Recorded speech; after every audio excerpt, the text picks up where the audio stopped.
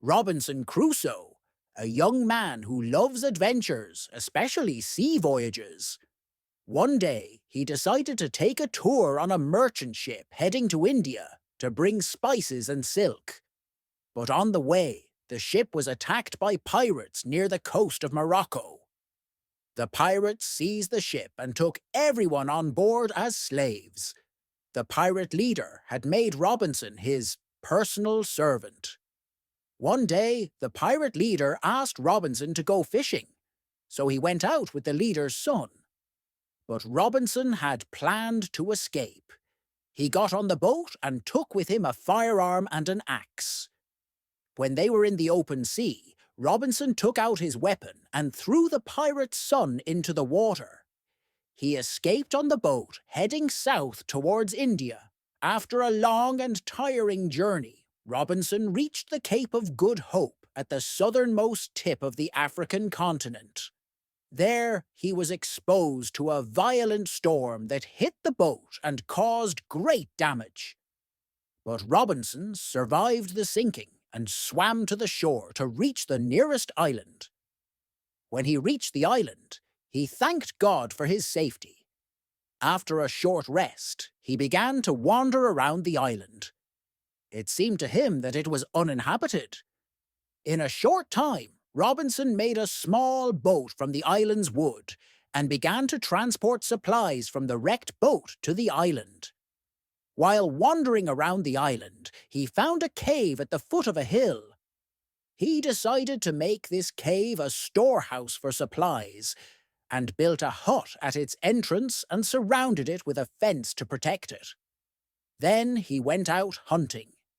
He managed to catch some goats and began to raise them for their milk and meat.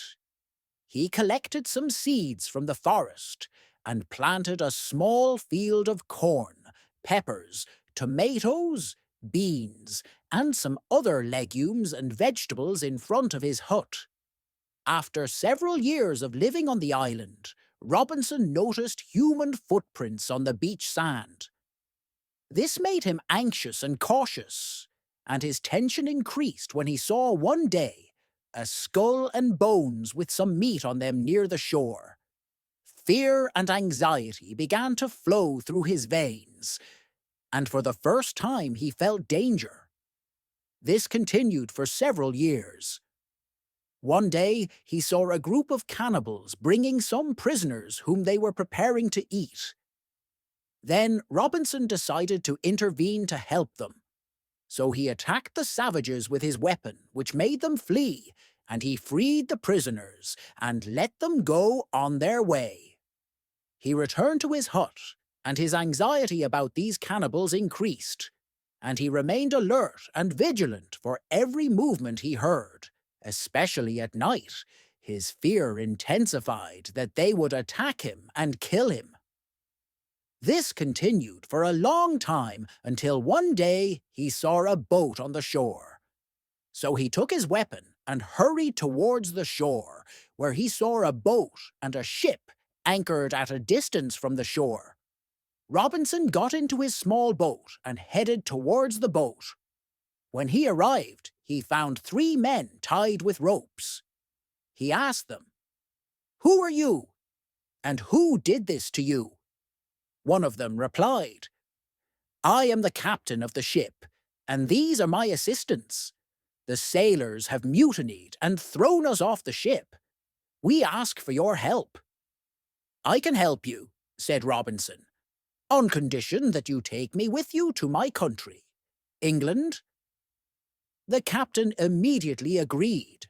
Robinson then untied the 4, armed them with swords and spears, and together they set off in the boat towards the ship. When they arrived, a fierce battle broke out between them and the mutinous sailors. The team led by Robinson was able to defeat the mutinies, and Robinson's firearms played a decisive role in ending the clash. The leader of the mutiny was captured and the ship was taken over. Afterwards, as the captain had promised, Robinson was taken with him to England. Robinson finally returned to his country, which he had been away from for many years, and found that everything in it had changed. The buildings, the streets, the markets, and even the people's behavior and morals had changed. He found that many events and news had changed, and he remained for a long time unable to adapt to the new life, which made him think about returning again to his island.